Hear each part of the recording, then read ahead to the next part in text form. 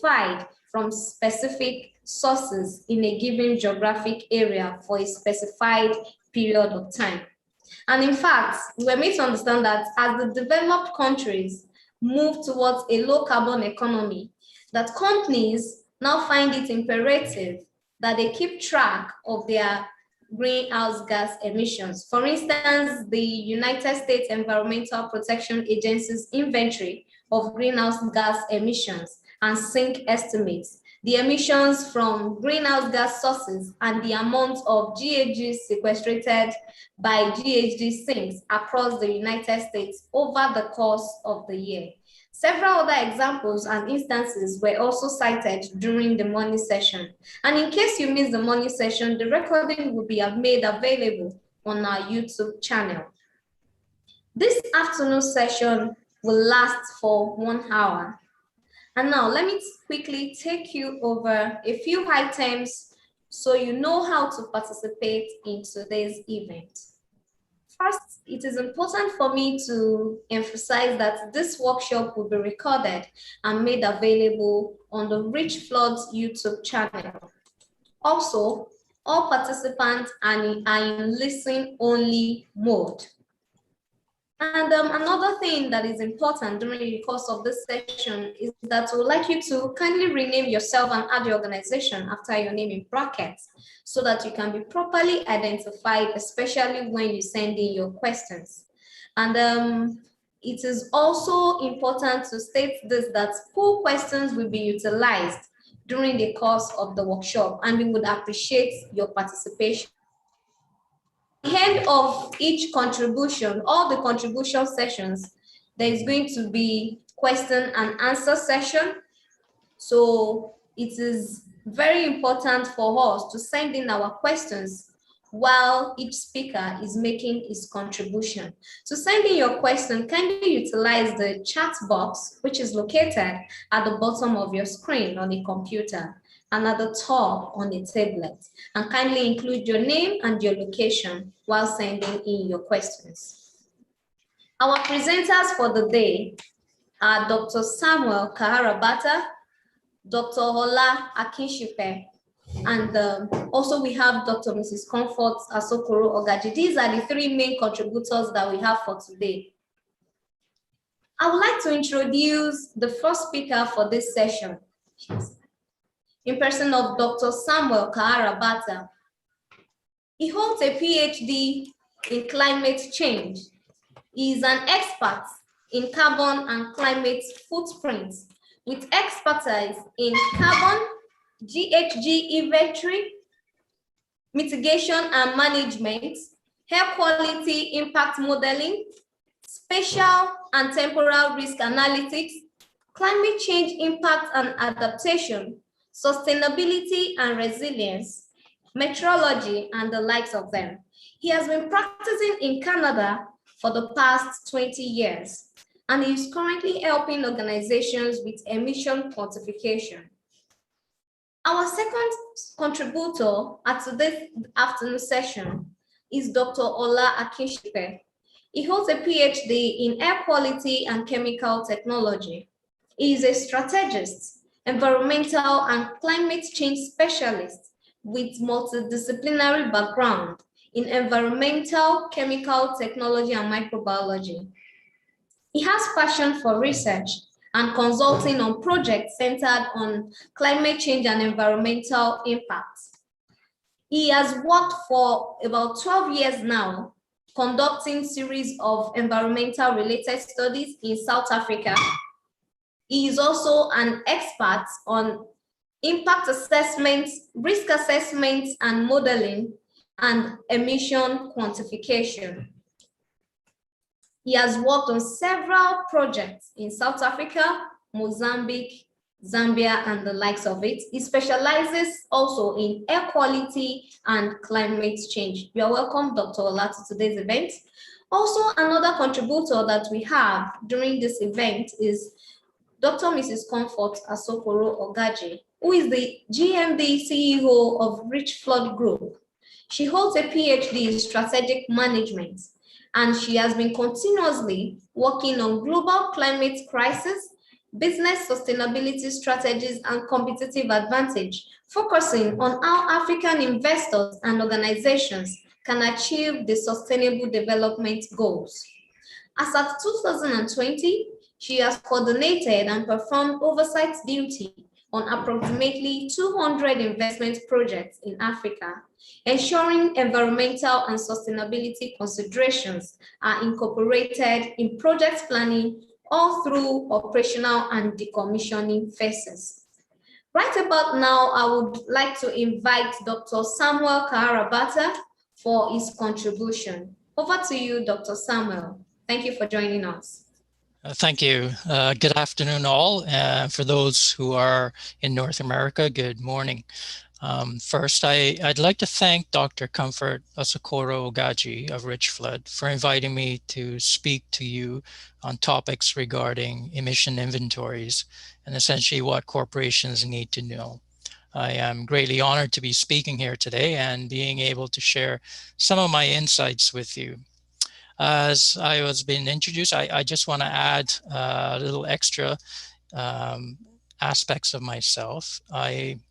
I'm a climate risk consultant, and I translate climate science for organizations in order for them to reduce the risks posed by climate change and also to improve their resilience and sustainability in face of climate change. My approach is really to create innovative and leading edge solutions for my clients. And these novel analytics, I normally publish in journals so that we advance the science related to climate change. My expertise spans greenhouse gas emissions or transitional assessments and management to the physical risks management, which involves assessing impact, adaptation, and extreme events. This work has taken me to many sectors or industries, and this includes agriculture, forestry, energy, which is oil and gas, oil sands here in Canada, mining, power generation, transportation, which includes both land and marine transportation, waste management, insurance, finance, and government, and our communities in general. A lot of my earlier work has contributed to Canada's agriculture sector's reporting requirements of our national greenhouse gas inventory to the UN FCC. And more recently, I'm looking at climate shocks and how they propagate through your supply chain. It allows us to investigate the knowns as well as to discover the unknown risks and consequences, and thereby seek opportunities where we can mitigate these things. I also advocate for stronger climate action whenever I can, and you can find many of my contributions on climate change science on ResearchGate as well as orchid.org. So what can I say about emission inventories and what corporations need to know? What I will briefly cover will be at a fairly high level, and many of you may be already familiar with what I will share. So what do we want to do? Environmental regulations, well, why do we want to do it? So essentially it's because there are a number of reasons, and there are environmental regulations of a country or a state within that country, and you need to comply with those regulations. And there are others, such as other stakeholders, such as lenders, investors, shareholder requirements, and you need to meet their requirements. And for investors, they also want to know about the environmental and social and governance performances of the assets that they have invested in. So in order to meet those requirements, you also need to be able to assess your carbon footprint and your environmental footprint. And then this leads us into disclosure reporting. And we need to, as many of you are aware, with the TCFD requirements from the Financial Stability Board, we need to disclose the risks and opportunities posed by climate change. And this all supports resiliency and sustainability goals of a company that you are assisting. we would also need to conduct stress testing. So one of the reasons why we were doing these assessments is that we want to be able to conduct some stress testing of a company's operations through maybe scenario analysis, what if scenarios.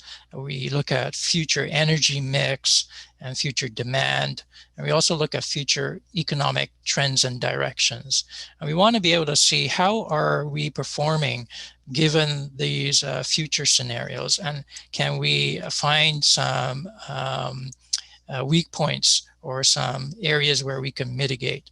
The other thing is a country's commitment to meeting the Paris Agreement for reducing emissions so as to limit the global warming to below 2 degrees and preferably below 1.5 degrees before previous industrial levels.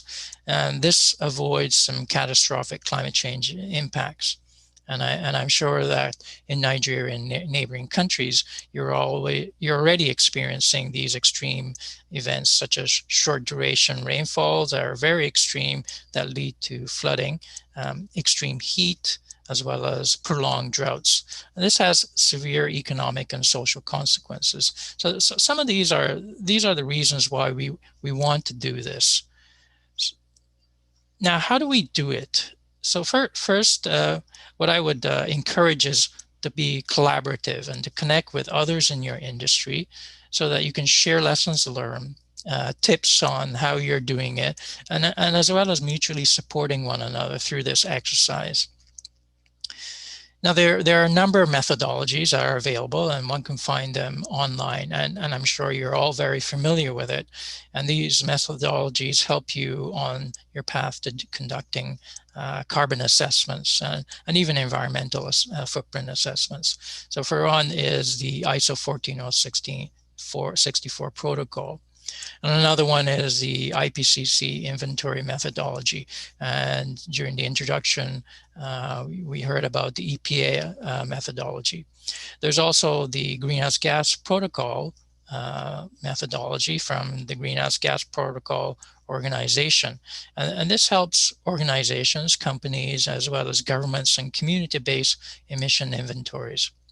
And all of these give guidance on direct and indirect emissions, and those related to your supply chain emissions. And they also cover emissions that are falling under scopes 1, 2, and 3. And we can go to these sites to understand what these scopes all mean. And inventories are typically made using emission factors for the fossil fuel used by an organization. And they also cover biogenic emission sources such as solid waste and wastewater and agriculture. And then land use change and forestry-based emissions. Some of these key emission sources would be direct emissions from power generation, mining, oil and gas, industry, transportation, and waste management. And then you have your indirect emissions, which would be from your electricity or energy consumption. There's commercial activities, and then there's transboundary transportation, such as air, rail, and marine, that are outside of your jurisdiction, that are coming in and out. Now, how do we mitigate? So once we establish a baseline, an emission footprint for a given year, we can then start to find areas where we can target for emissions reductions, those kind of like low-hanging fruit things that we see are quick wins, but they can help us reduce our emissions, and then set targets for reduction, immediate reduction. So overall reduction targets can be based on your industry and the regulations you fall under. But in general, reductions can be achieved through things like new technology. We're all moving away from fossil fuel-based transportation modes to electric vehicles, such as, using those EVs, improved efficiency to reduce fuel usage, alternative energy sources such as green energy, bioenergy, and renewable energy, solar, wind, what have you. And then for fixing leaks, especially this is important in the oil and gas industry, to eliminate fugitive emissions. So, you know, as well as mining, there's a lot of fugitive emissions, and if we can contain those, then we're significantly reducing our emissions. And then there's reducing wastage. We can also change operating activities, how we are doing our day-to-day operation for a given company or organization. We can change those so that we reduce our environmental and carbon footprint. We can also change our behavior with regard to that, and then reduce our consumption of materials. Governments can then also enact new legislation and regulation, as well as policies, to help us meet those reduction targets. What do we do then after we've started retargeting reductions and mitigating those emissions? So then what we do is we monitor and track progress. And we need to annually measure or conduct inventories to monitor progress.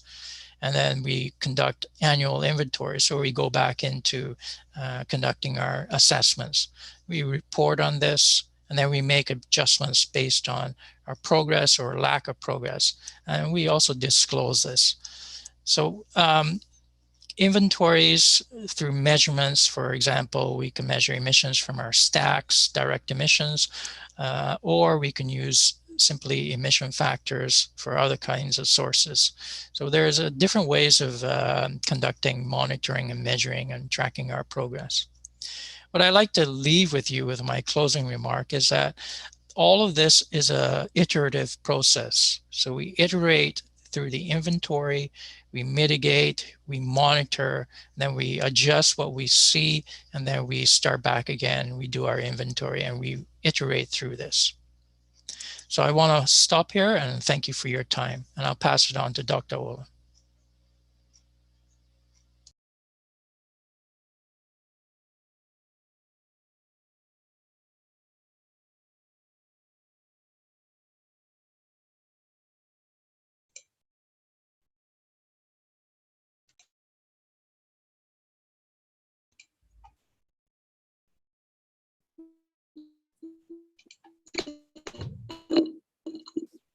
Thank you very much for that presentation. It was quite enlightening. You have been able to really open our eyes to different ways of conducting emission inventories. Right about now, we would invite Dr. Ola Akinshipe for his contribution. After the end of his contribution, if we have other contributors, we'll take it then, we'll start taking questions and answers. Over to you, Dr. Ola, for your contribution.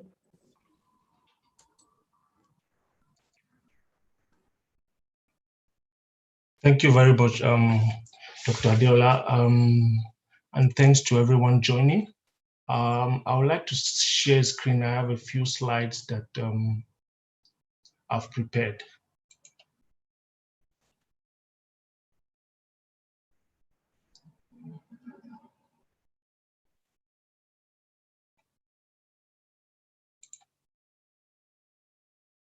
Dr. Samuel, thank you very much. We have received some questions so far, but we'll treat them after we have Dr. Ola's presentation. Over to you, Dr. Ola Akinshipe. Thank you very much. I'm trying to share my screen. Is it up yet?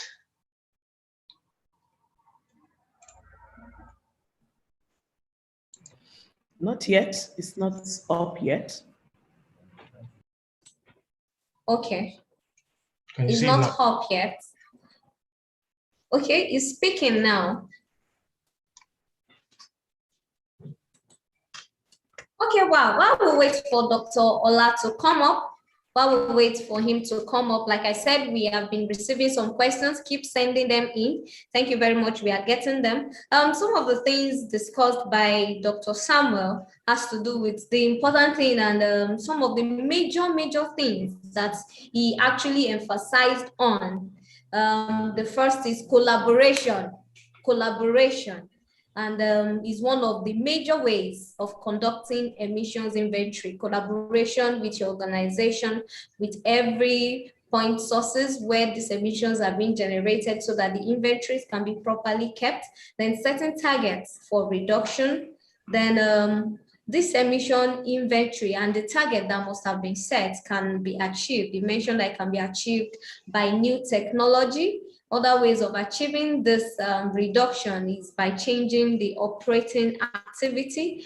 I don't know if, I think Dr. Ola is moving. I think he wants to say something. If you can hear me loud and clear from there, now you can speak. I'll hand over to you now. Dr. Ola, please. Thank you. Can you see my screen now? Yes. Okay. Okay, perfect. All right. Thanks very much to the organizers, and thanks everyone for participating. So I've worked with emissions inventories for about 10 years in quantifying emissions, both in the air quality and in the greenhouse gas space. I'm still learning, but I believe I have a bit of understanding of how you quantify emissions and what they are used for. In preparing my presentation, I'm going to quickly run through the concept of sustainability and how to reduce greenhouse gas emissions, and then talk about emissions inventory on a very high level. I guess one of the issues that you have when you're given a blank check that you can talk about anything is that then you don't know. You get to that point where you want to talk about everything, but then that was the issue I had. I didn't know how not to lose focus. But for me, when we talk about reducing emissions, I always want to go back to the concept of sustainability, because at the end, what we're trying to achieve is sustainability. If you look at the chart I have up, I've tried to, the author of this slide has tried to chart out for us what they would think would feed into a sustainability concept. So the concept of sustainability in today's world would include some of the following components, which will include energy efficiency, complementary system, reliable infrastructure, a concept called circular economy, durable systems, as well as profitability, because every organization, every nation, or every community needs to achieve some level of profitability.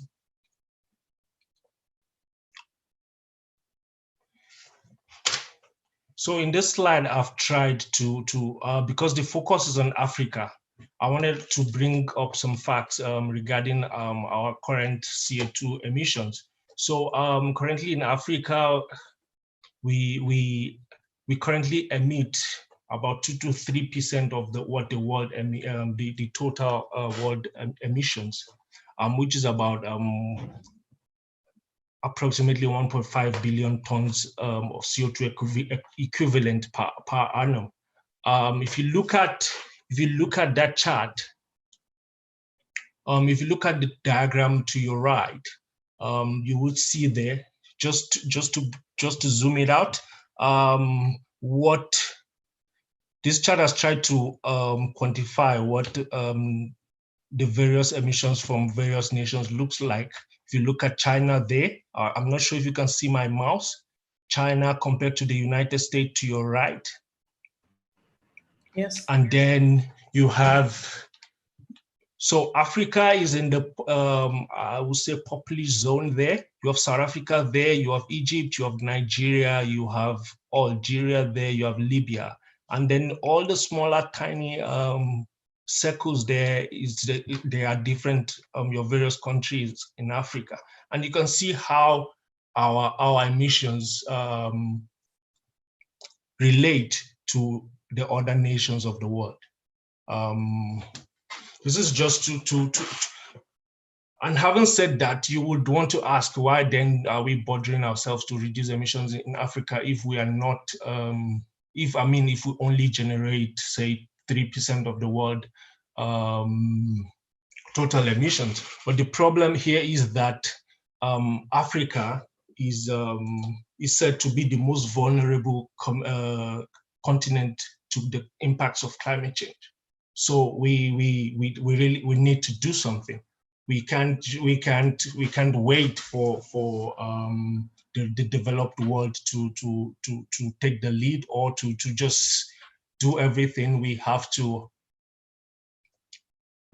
put in our part in reducing greenhouse gas emissions.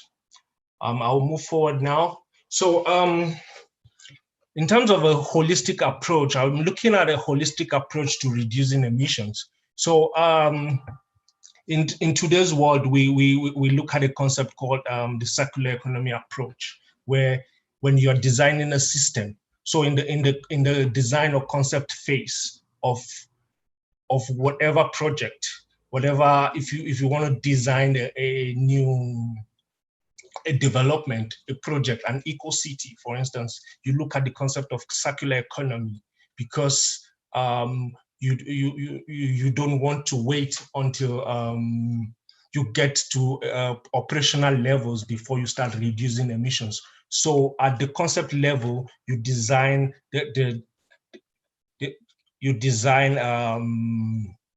project or the development to be able to depart from the linear economy model that we currently have, which takes waste, which takes resources, produces products. The products get used and then it goes to the waste. It gets to be disposed of. So now the circular economy tries to reuse and recycle at every point in the value chain. So you're basically redesigning how cities, how development, how projects are operationalized. Also, to reduce emissions, greenhouse gas emissions specifically, industries now tend to look at processes, systems and processes optimization. So in terms of energy efficiency and lower resource consumption.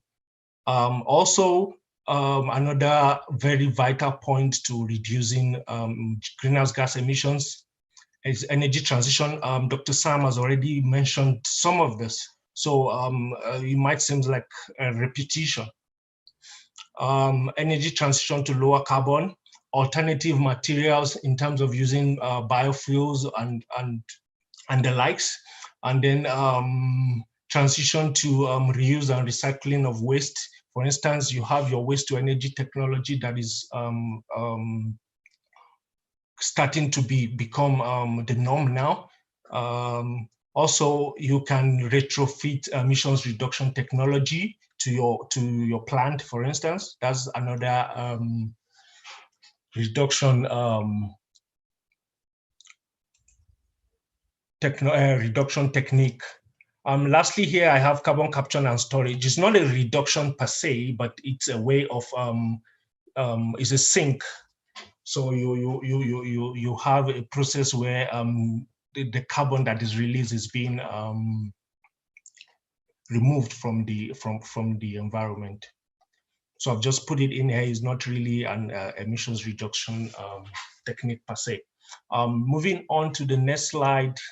I'm going to be quick now. So looking at emissions inventory, I say here that what you do not measure or what you do not quantify, you cannot control. So emission inventory is very important because you need to know what you are releasing before you can attempt to control or quantify or to reduce it. So Dr. Sam has mentioned this in terms of how to quantify emissions. You have direct measurements, you have mass balancing, you have few analysis or generic calculations. I'm not going to go, these are quite technical method, and you have emission factors. So the use of emission factors, in my opinion, is well, it's quite extensive, and it's the simplest and easiest for organizations to use in quantifying emissions. Direct measurements, while maybe accurate, is quite expensive and takes time to put together. So the next slide talks about the sources of emission. So in any system or in any project, you're going to have different, and I guess perhaps some of the contributors in the morning section have walked us through this already. So in every system and in every project or every development, you would have different emission sources. You have your point, your area, your line sources. You have a different kind of sources. And it's important to identify all the sources in your emissions inventory and quantify the emissions as per those sources. So let's look at emission factors, because like I said earlier, it's one of the easiest way to measure your emissions. So you have, I've just given an example here because I don't know the technicality of the participants in this forum. So simply put, an emission factor gives you the ability to calculate your emissions by having a representative value. So for instance, if your facility consumes 50,000 liters of fuel per annum, you have what you call emission factors. So that emission factor has been calculated over time, and there's a lot of science that has gone into it, and it will tell you, for instance, that for every liter of fuel you burn, then I'm giving an assumption now, so I shouldn't be quoted on this. So it says, for instance, for every liter of fuel you burn, 0.01 CO2 equivalent of equivalent is released. So you're releasing 0.01 CO2 equivalent of greenhouse gases for every liter. So if you have 50,000 liter burnt per annum, then you just simply multiply that by 0.01 to get your CO2 equivalent for that year. And then if you have some sort of emissions reduction or technology in place at the facility, and then if the efficiency of that is, say, 40%, you just take that into account when you're calculating, and you have your final emissions. So here, I've just listed a couple of tools that might be useful to look at, because there are very, very enormous. There's a lot of, as Dr. Sam has mentioned, there's a lot of tools, there's a lot of guidelines and calculation manuals you use, and they are all they are given per industry, per source types, and the likes. So I'm going to share this with the organizers so that whoever is interested can have them. So basically, my point is just to remember that what you don't measure, you cannot control. And as Dr. Sam has said, a collaborative effort is needed when we talk about climate change and greenhouse gases. I've not gone into the rudimentary of climate change because I believe that must have been covered at some point. So thank you very much. I hope I have been able to provide some sort of knowledge or addition to the knowledge for the participants. Thank you. Thank you very much, Dr. Ola, for your presentation. We have gained a lot during the course of your presentation. It was quite a delightful presentation.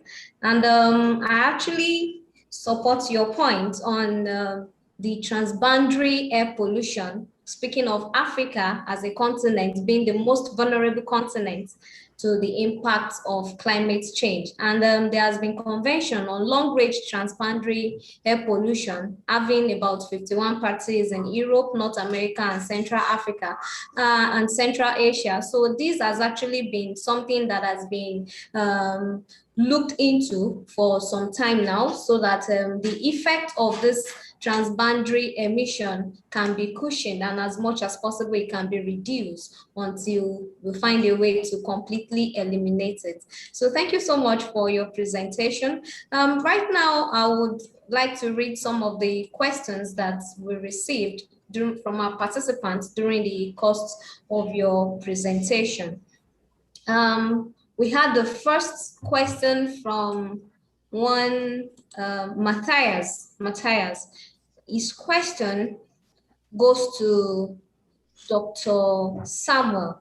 His question goes to Dr. Samuel. He's asking that where a corporation do not have an existing structure on emissions inventory, now what would be your professional advice to get started?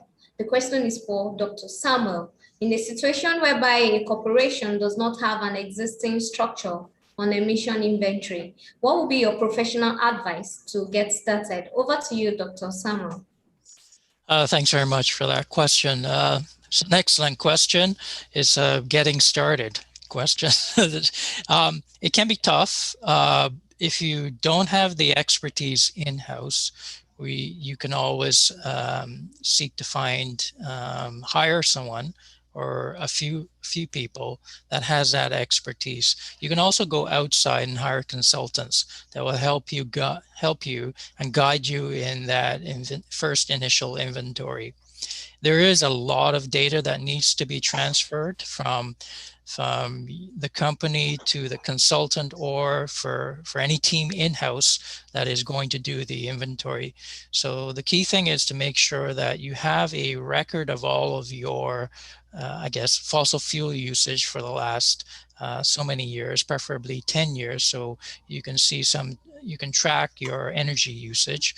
Also, any kind of electricity that you've been consuming from the utilities, anything that is consumable, and you have records for that, it would be advisable to have that, especially in electronic format. And if you don't have it in electronic format, then you can always seek someone who can help you transfer that from paper to a spreadsheet or some other form. So that's my advice is to seek somebody who will help your organization, whether internally or through a consultant. That's right. That's right. Thank you very much, Dr. Samuel, for that, seeking help from an experienced consultant. Okay, another question was received from ESIAN. The question goes to Dr. Ola. The question is, how should African countries get started with emission inventory on a national level? Because during the morning session, we actually had somebody from an African country, one of the representatives from one of the African countries, and who said that in their country, there is no record, there is no inventory record. So now I think this question is in line with the statement made by that representative. So this person is asking how African countries can get started with emission inventory on a national level. Over to you, Dr. Ola, for your response. Thank you very much. That is a strategic question. That I don't think there's not one answer to it. But I would say that in Africa, firstly we need to do more in terms of regulation. And what I mean by that is regulation helps environmental assessments. It helps with managing environmental impact. regulations help. In South Africa, where I am, we have a lot of lackluster attitude towards environmental compliance, but regulation and enforcement helps. So what I'm saying is, here in South Africa, for instance, you have it's compulsory that every industry that is releasing some pollutants, that they quantify and report those pollutants annually, and they submit it to an online system. So basically, you don't have to do, and all the companies are doing, if you don't do it, you get fined. You could go to the project owners or the company directors could go to jail or be fined a hefty sum of money.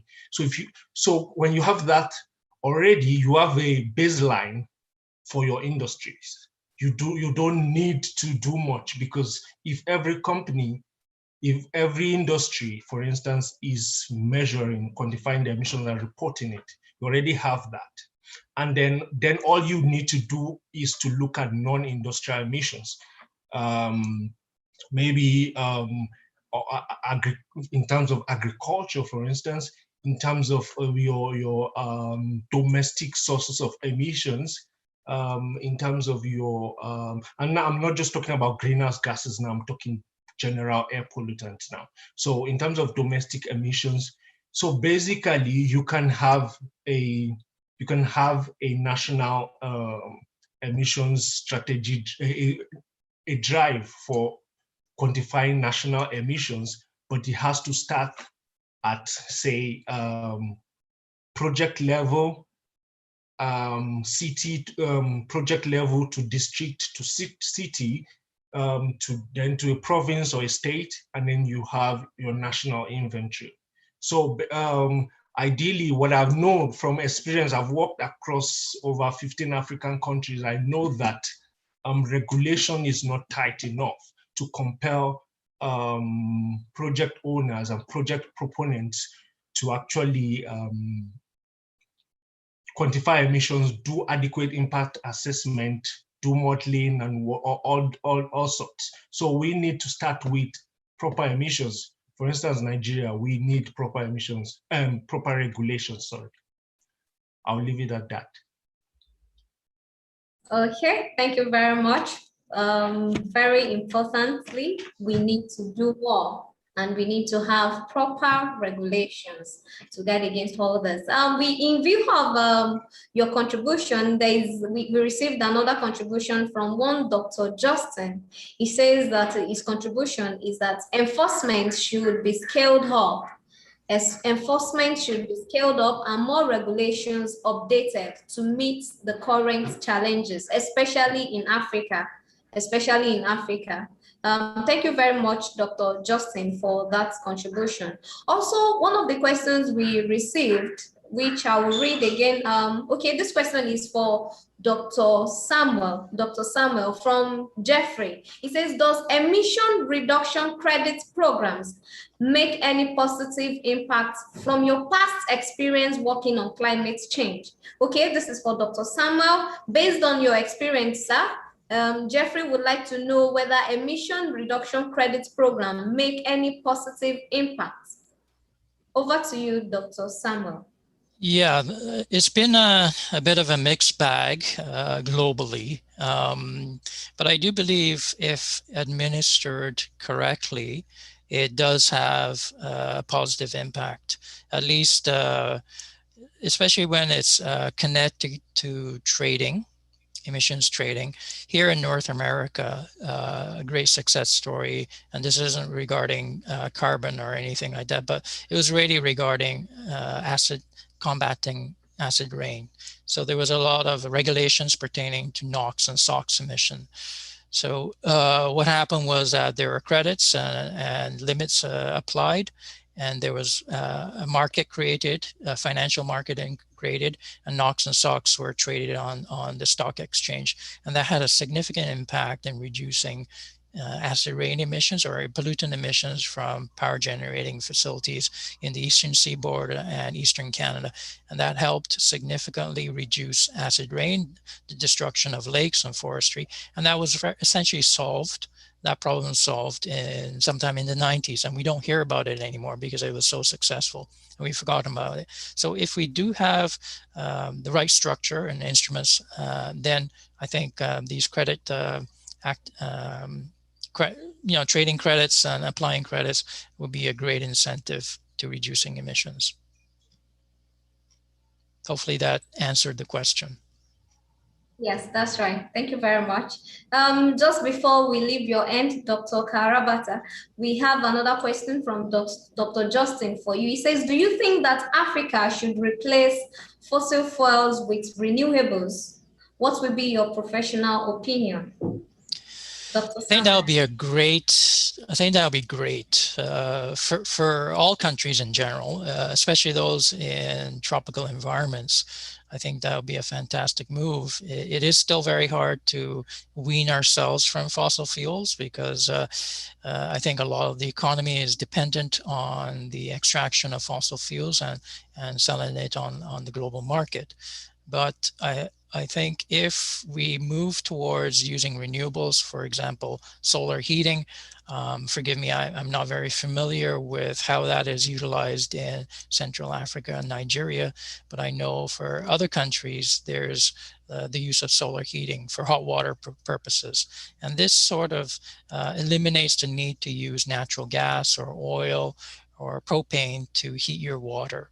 And so it's a free source of energy, the sun, and it's just the installation of the infrastructure or the equipment to access that. So that's one way, and that significantly reduces emissions and the consumption of fossil fuels. And there are other aspects like solar power. There's abundant sunlight, so we can always install those kinds of solar power facilities. And then there's also wind power generation, and bioenergy is another aspect. I think Dr. Ola mentioned that, where if we convert waste to energy, that is another source of energy that we can utilize. And it'll be very helpful in providing cleaner sources of natural gas. So I think it'll be great if we can move away from the use of fossil fuels. Okay, thank you very much for that response. Now we have a question for Dr. Ola from Align. You would like to know how to build good strategy and how to set up targets to reduce GHG in banking portfolio or private equity portfolio. Just speaking of different corporations that we have, dividing this greenhouse gas inventory into 3 major scopes, we would like to know how to build good strategy and set up targets to reduce the emissions. Over to you, Dr. Ola. Okay, thank you very much. That is a technical question that applies more to climate financing, and I'm not sure I'm the expert on climate financing, but let me try to tackle it. So you want to know how to build strategies for the different portfolio, scope 1, scope 2 emissions. I would say that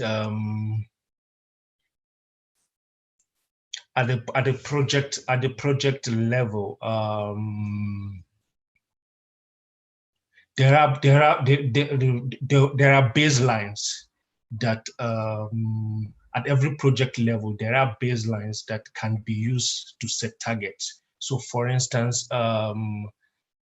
if you look at say some of the recommendations by international organizations, you will find out that there are basic baselines that each project, for each size of a project, they have baselines that you can use to assess if the emissions from your particular project actually falls under that scope, or if it's outside that range. So if you apply those ranges, if you apply those ranges to your project, for instance, you can easily know if your project design for your size, for the size of the project, if the project design is within the range of what is obtainable elsewhere. So, and if it is, then you know that you are on track and that your targets are adequate. But if not, then there might need to be some redesign of the project, or relook at technology and the likes. And like I said, I'm not a expert in climate financing, so I would not be able to. I would not know if my response would have been very adequate enough. Okay, thank you very much. Relating it to the three major scope, the 1, 2, and 3, the required one for the direct GHG emission, the indirect one, and those ones that are optional. I believe the person that asked the question now have at least an idea of how to handle whichever scope his sector falls in. And we also have a question here. Excuse me, sorry. Could I add to Dr. Ola's response to that question, if you may, if I may? Go ahead. Thanks. So from a high level, what I'd like to add in support of what Dr. Ola has answered is, from a high level, you can also assess what is the carbon footprints of each of your assets within that portfolio, and then decide whether, for example, if you have any fossil fuel based assets within that portfolio, like oil and gas and etc., then you can determine whether you want to divest from it and thereby reduce the carbon footprint of your entire portfolio and invest in renewable sources of energy. So a lot of asset managers here in North America and Europe have been divesting from oil and gas kinds of based assets, or other resource extraction assets that are heavy emitters of carbon emissions. So that's one way. The other thing that you could look at is, if your portfolio does not have these assets, then you can also look at their reporting, their disclosure reporting, to see how heavy emitters are they, and then to see what are the assets that you can start to eliminate, or to pressure them into reducing their carbon footprints. So there's a number of ways, and again, it is really engaging with the assets that you have in your portfolio, engaging with them, having a discussion, and to let them know that as a shareholder, you would like to see their footprint being reduced, and what are they doing to reduce their footprint. And based on their assurances, you can decide whether to continue including them in your portfolio, or you want to transition or reduce the exposure of that asset in your portfolio. And then you start to then, that's sort of like the strategy to reduce your overall carbon footprint in a given portfolio. So that's from a high level, coming down to me, to the response from Dr. Ola. Thank you very much. Yes, thank you very much for your contribution. Quite enlightening. Okay, our time is fast spent, but I'll just take this last question. We have quite a number of questions that we may not be able to take during this session. I will take this last question for Dr. Samuel. The person wants to know that most countries in Africa are still building power plants that are not in line with the Paris Agreement, and I would like you to make recommendations that can go with to those people who are still building power plants that are not in line with the Paris Agreement. Dr. Samuel, please. This is a tough question, because every country needs to meet their economic needs and satisfy the prosperity of their population, of their citizens. So this is where we have to look at the trade-offs and see how we can avoid building power plants, but still access the energy that such a power plant will provide and the energy security that that power plant will provide for the country. So it is a very tough situation, and there is no real straight answer. It would be great if if we blue sky things. It would be great if we can just go switch from fossil fuel based to renewable energy like this, but it is very challenging. So there has to be a lot of support to help countries move from fossil fuels to renewable sources of energy. So this is a very tough question, and it's a very tough, I think, hurdle that a lot of countries currently face globally, even here in North America. I mean, we're looking at, here in Canada, looking at creating coal power plants to create power for mining facilities. And that's all, despite the fact that we have a lot of other renewable resources that we can use, but there's still that conflict where we need to balance things out. So it's a tough situation, indeed. Thank you very much for Dr. Sam for that. Dr. Ola, do you have a contribution to that question as well? Okay, let me just a quick one there, because the issue here is every country has what is called the NDC, which is their what is it called now? The nationally determined contribution to what was agreed at Paris. So what happens is every country decides what they are. They try to quantify what they are able to reduce over time. And I think the first one, I know South Africa submitted its nationally determined contribution in 2015.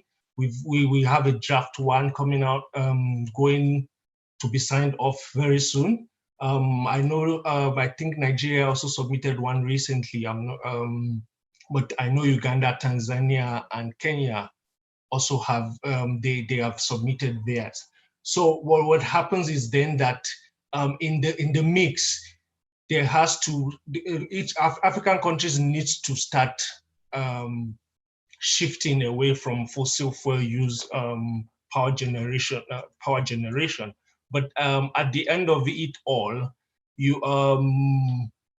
there's no specification as to what kind of power, power generation you can use. So if you, for instance, still want to build a coal power plant, you can, as long as, just like has been said by Dr. Sam, you can do trade-offs. You can try to look at trading off. If a coal power plant is the most achievable for a country, for instance, then they can still do that, but look at how they can trade off some of those, or look at trading to see how they can offset some of those emissions. So at the end, even though you are still using fossil fuel for a while, but then you are also reducing emissions by offsets. So for a long time in Africa, we are still going to be using fossil fuel. I mean, I'm working on a project in Uganda and Tanzania right now, where they've just started petroleum exploration, and it's going to go across Uganda to Tanzania, all over the country. So the point is that, and there's a lot of pushback towards it, but the point is, when we want to look at economic development and also climate change, they have to go hand in hand. We have to do trade-offs. We have to do a lot of offsetting for now until we can get to a sustainable point. Thank you. Okay, thank you very much. That being said, we have to do lots of trade-offs and offsets, and for now, at least until we get to that level. Thank you very much for your contribution. We appreciate you for those responses. It has been quite an enlightening session with both Dr. Samuel and Dr. Ola, and we look forward to having you again with us. Just before I conclude, I would like to invite Dr. Comfort Asokoro Ogaji to appreciate our speakers for today. Over to you, ma'am. I'm so delighted. Thank you very much for the illuminating session we have had today. Thank you, Dr. Ola Akinshipe and Dr. Samuel Karabata, for this great exposition. We really do appreciate that. And I believe that the participants are going away with an insight, or at least one new idea on how to improve in their different inventories actions, or even get started wherever there is no such in place. So thank you so much. If you have further questions, you can reach out to info@richflood.com in order to have, because I can see some questions are not answered. It's because of time and because we really have to wrap up at this time. So thank you very much, everyone, for being a part of this. I would hand over to Adiola now to send us invitation for the next month's edition of the Richflood webinar. Thanks and goodbye from me.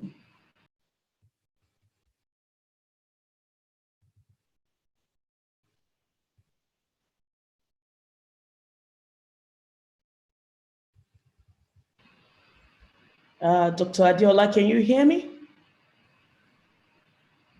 Oh, okay. I was busy speaking, not knowing I was yet to unmute myself. Thank you very much. We really appreciate you. Apologies for those who have questions and we were not able to reach them.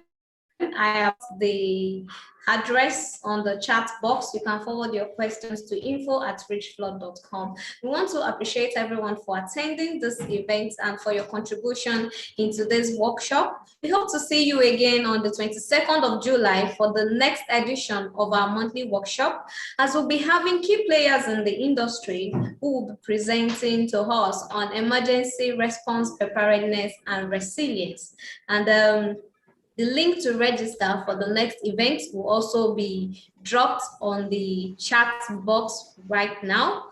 And while we do that, I would like everyone to switch on their videos for a group photograph. Finally, just before we draw the curtain of today's workshop, let's switch on our videos for a group photographs. Let's look at those faces, all the participants who has been with us since the beginning of the session up until now. We would like videos, and we'll take group photographs. Okay, yes. Notification is being sent to all participants right now. So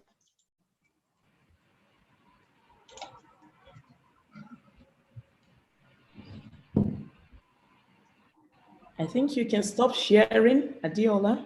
Yeah, okay. Hello, Hima. Thanks for joining. Are you joining from the UK? yeah, thank you. Hima, you can. It's good to see you. Hello. Hey, Engineer Akinola, thanks for coming. Oh, wow. We Engineer have Akinola Engineer Akinola works with the Bua Group. It's a big cement factory in Nigeria and even in some other African countries, if I'm right. And Engineer Akinola is the General Manager for HSC. Thank you for coming. Thank you very much. Hi, Sarkodie. Thank you. I don't know where you're joining from. Hi, Dr. Isinguzo. Good to see you again. Hima is joining us from either the UK or the US. I can't fix it. Thanks for joining. Esther Njoku. Oh, good to see you again. Good to see you again. Thank you, everyone. Thank you for joining. Thank you for making this really robust. We'll keep in touch with you on future events and hope to see you again. Thank you again, Dr. Samuel, Dr. Ola. Thank you.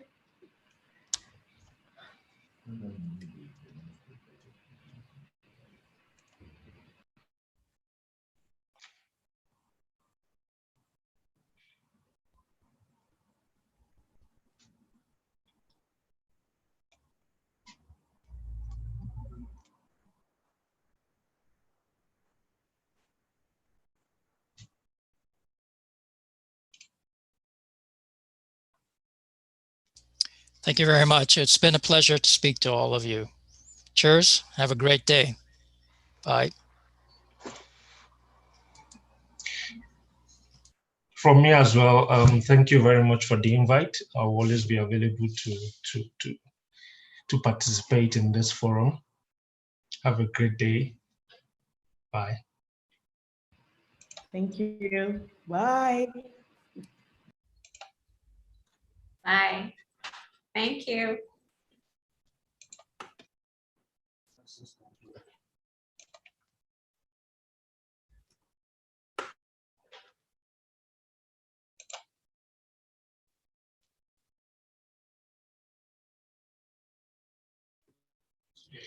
Mrs. Esther, that names need to change. Thank you for joining us.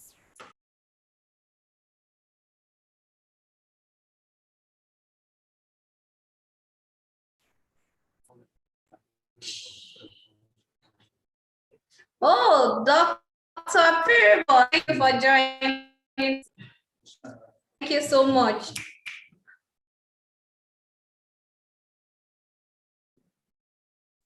Mr. Oshunde Jeffrey, thank you for joining us. We can see you.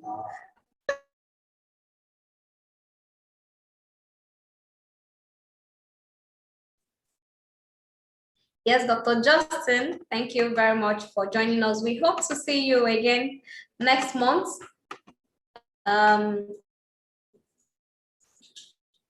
Akinola, thank you very much for joining us. Madam Rita, thank you for joining us. Thank you, everyone. Bye. Enjoy the rest of your day.